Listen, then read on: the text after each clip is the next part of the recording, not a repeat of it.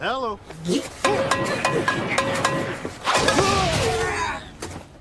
Sadly, this character is not one of the main heroes of this show. Such a wasted opportunity.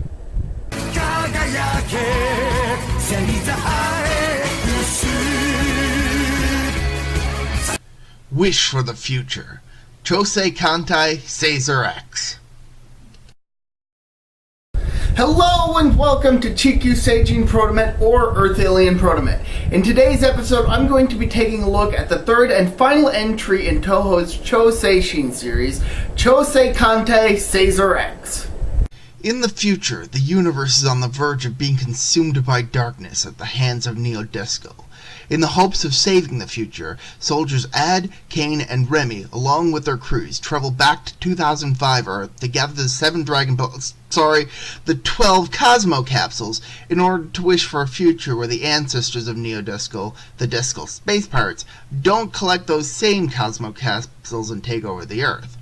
Aiding them in their mission is a present-day human, Takto Ando, who has been told about the space pirates by his grandfather. It's explained how the grandfather knows this in the show, so don't worry. Takto and the warriors from the future face off against Disco as Sazer-X.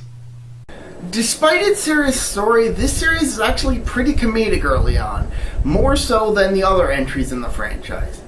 That's not a good thing, however, as the comedy tends to actively clash with the rather serious story that the show's trying to tell. It doesn't help that the apparent leader of the Future Warriors, Ad, is super serious and strict, which clashes with Takto's more selfish attitude. Speaking of Takto, an early running gag is that he's working different jobs and winds up getting pulled away due to Sazer-X duties, though this kinda gets dropped well before the halfway point. And then there's Kane, who is either the most carefree or laziest member of the trio, openly stating that he's the kind of person who pulls through when it counts as an excuse to take a back seat as much as possible. What about Remy? While she isn't a terrible character, and she has some decent plot lines in the show, I can't help but feel she's a bit overshadowed by the three main heroes. Kane's crew, Ein and Zwine, are almost non-entities, only having some noteworthy moments in the latter half of the series. Ad's crew, Gordo, the guy we saw in the opening clip, is a bit of a surprisingly fun character, even if he slips through a good chunk of the show.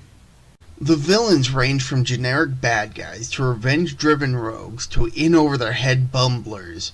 The main Disco generals, Aquil, Cyclid, and Blared, are kinda inept in a fun way.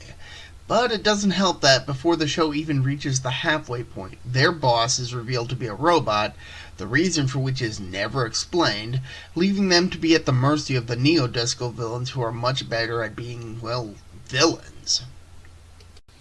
But Blared stands out.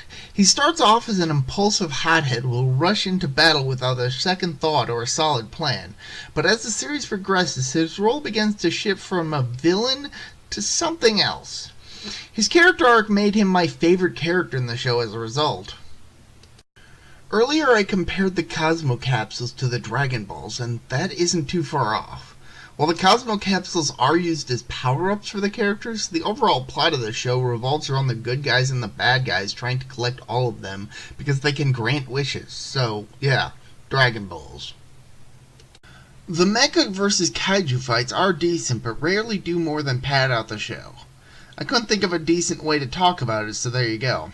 On the topic of things that can't be fit in properly, each episode ends with an etiquette PSA in which the characters enact a skit relating to proper manners.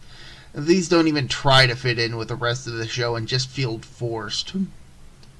The show's plot does gradually drop the more comedic elements and actually has a more serious story towards the end, and it's actually fairly well written.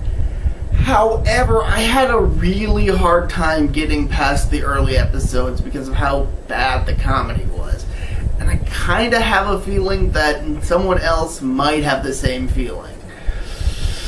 So I really can't recommend this series. Before I go, however, because this just so happens to pop up in this show's tie-in movie, here's a preview for what we're going to be covering on this month's Kaiju review. I swear we didn't plan